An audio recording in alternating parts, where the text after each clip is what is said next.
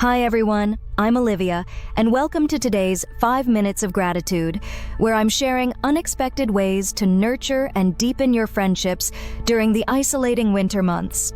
And I'm not just talking about scheduling more video calls, though those can be wonderful. I'm talking about creative approaches that can actually make winter separations strengthen your connections. This morning, reading a handwritten letter from my friend in Seattle while snow fell outside my window, I realized something important. Sometimes distance creates space for different kinds of closeness. Let me share what I've discovered, because this completely changed how I approach winter relationships. First, let's talk about what I call connection anchors. Instead of trying to maintain constant contact, create specific touch points that become meaningful rituals. Maybe you and a friend both make tea at 3 p.m. and exchange a single photo of your view, or you share one good thing that happened every Sunday evening. The key is consistency over quantity. Here's something that transformed my winter friendships: parallel activities. Schedule time to do the same thing at the same time, even if you're apart. My friend Sarah and I both work on our creative projects every Wednesday evening. We don't chat during this time, but knowing we're both creating in our separate spaces creates a powerful sense of connection.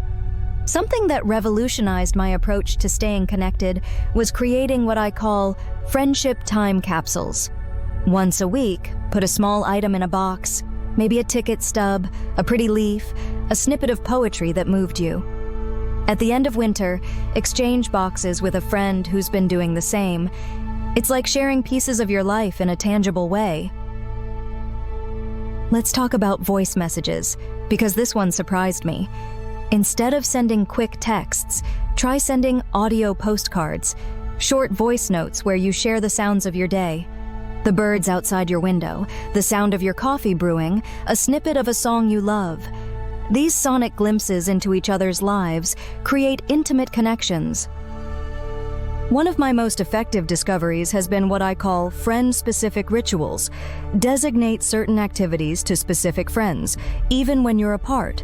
Maybe you think of one friend every time you bake bread, another when you take your morning walk, another when you water your plants. Share these associations with them. It creates invisible threads of connection throughout your day.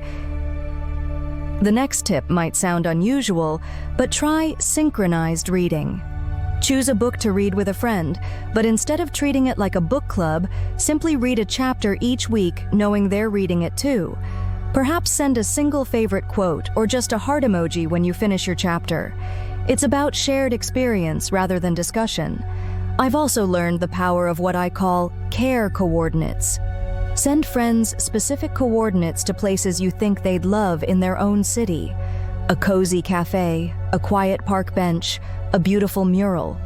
When they visit these spots, they'll think of you, creating new shared memories even while apart.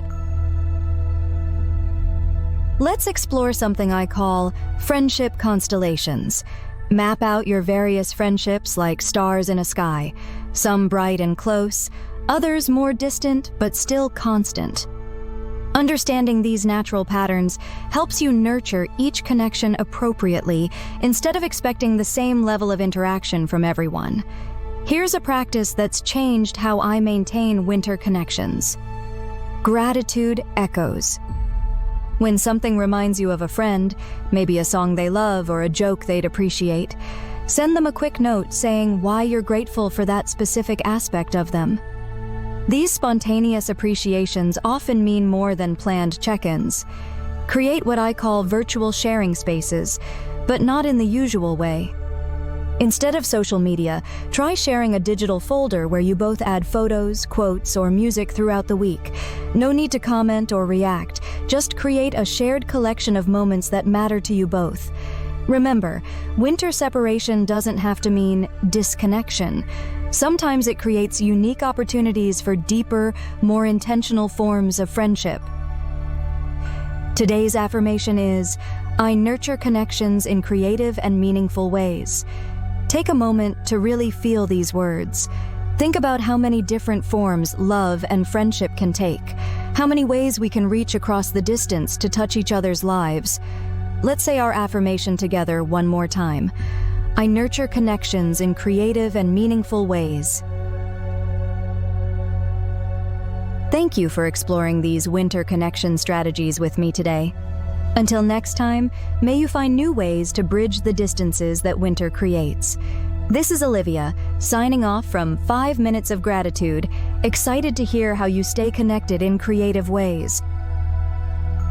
Want to experience 5 minutes of gratitude without interruption? Unlock an ad-free podcast experience with Calaroga Shark Media. Get all our shows on any player you love, hassle-free. For Apple users, just click the banner that says Uninterrupted Listening on your Apple Podcasts app. For Spotify or other players, visit calaroga.com/plus, no plugins needed.